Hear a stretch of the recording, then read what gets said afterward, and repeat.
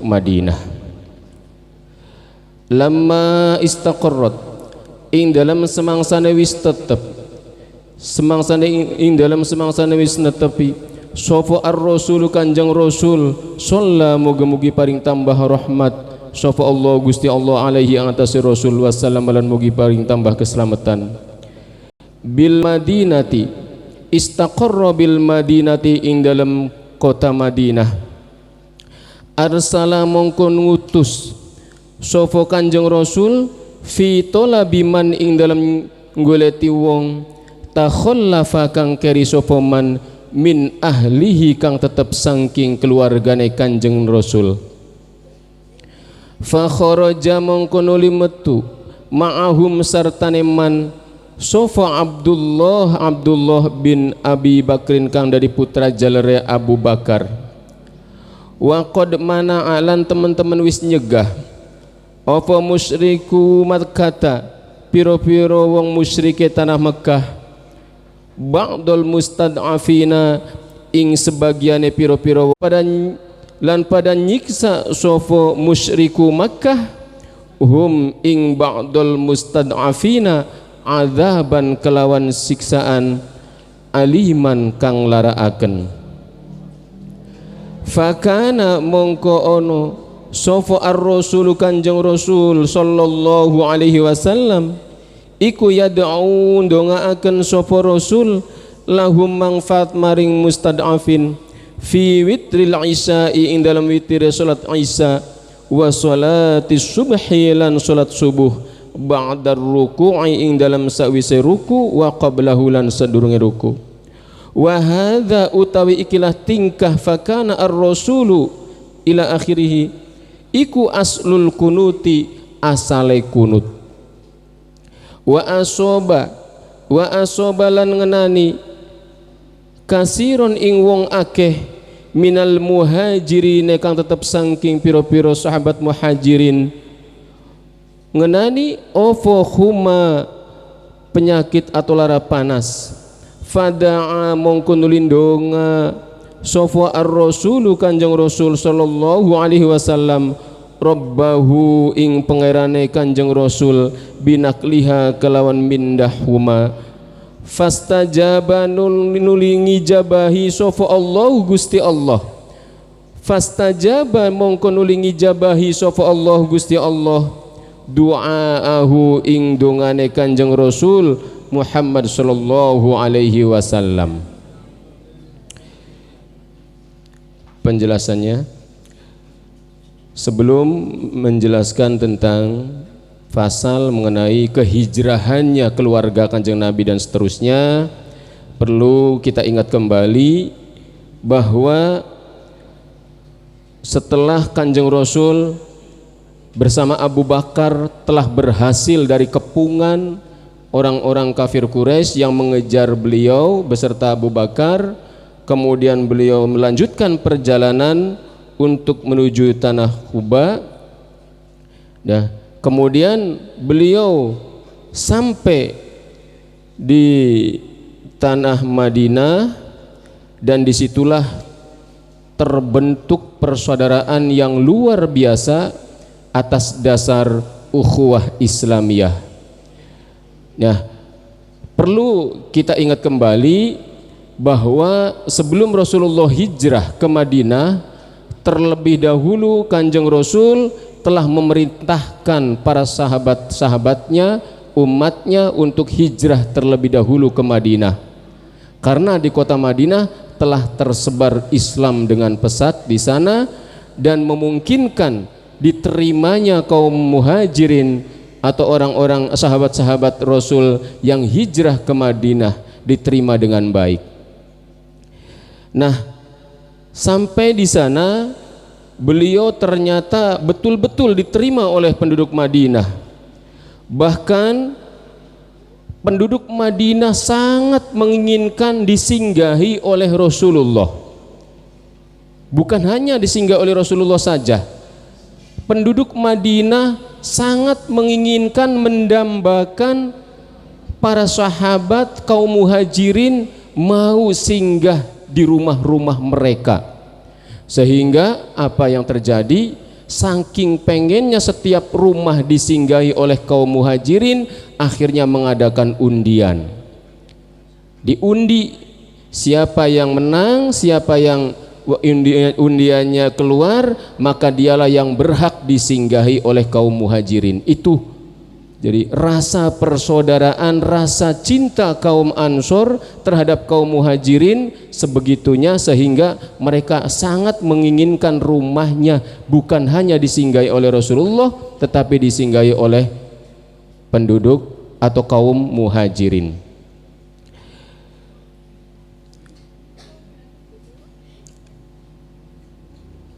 Hadirin yang dimuliakan Allah, untuk selanjutnya, setelah terbentuk persaudaraan yang begitu kuat sehingga persaudaraan tersebut antara kaum muhajirin dan ansor ibaratnya itu sebuah bangunan yang kokoh, ya, ibaratnya itu satu bangunan yang kokoh, sehingga mereka bahu membahu, saling membantu, saling menolong. Nah, kemudian setelah Rasulullah Shallallahu Alaihi Wasallam menetap di Madinah, maka dalam penjelasan berikutnya, dalam pasal berikutnya, di sini menjelaskan tentang kehijrahan keluarga atau ahli baitnya Kanjeng Nabi. Di situ juga dijelaskan tentang larangan kaum-kaum lemah untuk hijrah mengikuti Rasulullah ke Madinah. Kemudian juga dijelaskan tentang permulaan kunut atau asalnya kunut, dan juga dalam pasal ini dijelaskan tentang wabah atau penyakit demam yang diderita oleh penduduk Madinah kala itu. Lamma istaqarra ar-Rasul sallallahu alaihi wasallam bil Madinah arsala fi talabi man takhallafa min ahli. Ketika Kanjeng Rasulullah sallallahu alaihi wasallam sudah menetap beberapa lama di sana di Madinah, maka Kanjeng Rasul mengutus untuk mencari orang-orang yang tertinggal dari keluarga Kanjeng Nabi, dari ahli baitnya Kanjeng Nabi yang masih tertinggal itu suruh dicari. Kanjeng Nabi mengutus beberapa orang. Fa kharaja ma'ahum Abdullah bin Abi Bakr, maka keluarlah bersama mereka orang-orang yang akan mencari orang-orang yang masih tertinggal dari keluarga Kanjeng Nabi, itu Abdullah bin Abu Bakar. Wa qad mana'a musyriku Makkah ba'dal mustad'afina minas safari wa 'adzabuhum 'adzaban alima. Dan sungguh orang-orang musyrik tanah Mekah telah mencegah mereka, terutama kaum lemah. Mencegah untuk apa? Untuk ikut hijrah bersama Rasulullah. Tidak boleh keluar, tidak boleh bepergian. Bahkan bukan hanya sekedar dicegah, tapi mereka juga mendapatkan siksaan yang pedih. Mereka disiksa, apalagi tahu bahwa keluarga Kanjeng Nabi, tahu mereka yang masuk Islam, mereka yang saat itu tertinggal, masih tertinggal, tidak ikut hijrah bersama Rasul, mereka mendapatkan perlakuan yang luar biasa dari kaum musyrikin kafir Quraisy yang berada di Mekah. Nah, melihat keadaan yang demikian, fakana ar-Rasul sallallahu alaihi wasallam yad'u lahum fi witril isya'i wa salati subhi ba'da ar-ruku'i wa qablah, wa hadha aslul kunut. Maka melihat keadaan yang demikian, Kanjeng Rasul sangat sedih, sehingga Kanjeng Rasul mendoakan mereka di dalam witirnya sholat Isya. Artinya setelah sholat Isya, Kanjeng Rasul itu membiasakan witir. Nah, di saat witir itulah Kanjeng Nabi melakukan kunut, mendoakan mereka, mendoakan penderitaan mereka agar diangkat penderitaannya, diselamatkan oleh Allah Subhanahu wa taala dari kekejaman orang-orang kafir Quraisy yang berada di Mekah. Kemudian juga bukan hanya mendoakan doa kunut pada saat witir sholat isya saja, tetapi sholat subuh, yaitu dilakukan ba'dar ruku aqablah. Nah, wa hadza aslul kunut, inilah permulaan atau asalnya Kanjeng Nabi melaksanakan kunut. Jadi ini yang menjadi perdebatan juga, yang menjadi khilafiyah antara imam madhab tentang tempatnya kunut. Tapi kita jangan sampai ragu bahwa kita ma'asyarus syafi'iyah, ya, mengikuti pengikut madhab syafi'i, bahwa kunut ini, terutama kunut subuh, adalah termasuk sunnah yang harus dilakukan, dan ketika tertinggal atau lupa harus ditambal dengan sujud sahwi. Nah, itu jadi memang sebagian ada yang mengatakan tidak sunnah, ada yang sunnah. Nah, kita jangan ragu, ya, jangan ragu. Di sini sebagaimana telah disebutkan juga oleh keterangan dari sahabat Anas, ya, itu dalam dawuhnya, an Anasin radhiyallahu anhu, ma zala Rasulullah sallallahu alaihi wasallam yaqnutu fi subhi hatta faraqad dunya, rawahul jamaah. Artinya dari sahabat Anas radhiyallahu anhu bahwa Rasulullah sallallahu alaihi wasallam senantiasa membaca doa kunut pada salat subuh sampai beliau meninggal dunia. Hadis riwayat jamaah. Kemudian Ibnu Sirin menanyakan, an Ibnu Sirin qala qultu li Anasin, ya, qanata Rasulullah sallallahu alaihi wasallam fi subhi, qala na'am ba'da ruku'i yasirun. Ibnu Sirin, beliau berkata, saya bertanya kepada sahabat Anas, apakah Rasulullah sallallahu alaihi wasallam itu membaca kunut? Sahabat Anas menjawab, ya, sejenak sesudah ruku. Hadis riwayat Bukhari. Jadi kita yang sudah membiasakan diri melakukan doa kunut, jangan ragu-ragu. Insya Allah kita mengikuti para ulama Syafi'iyah, insya Allah bahwa doa kunut yang merupakan amaliyah Nahdlatul Ulama setiap subuh ini insya Allah sunnah dan ada dasarnya, ya. Wa asaba katsiran minal muhajirin huma fada'a Rasul sallallahu alaihi wasallam rabbahu binaqliha fastajaballahu du'aahu.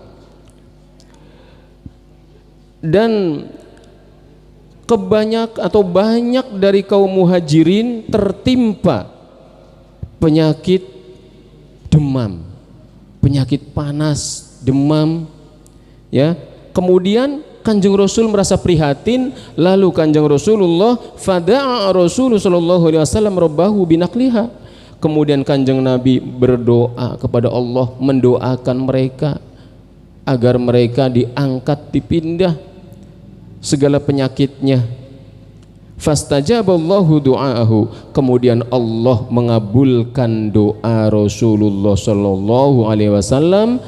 Para sahabat yang terkena penyakit demam saat itu menjadi sembuh. Nah, itulah.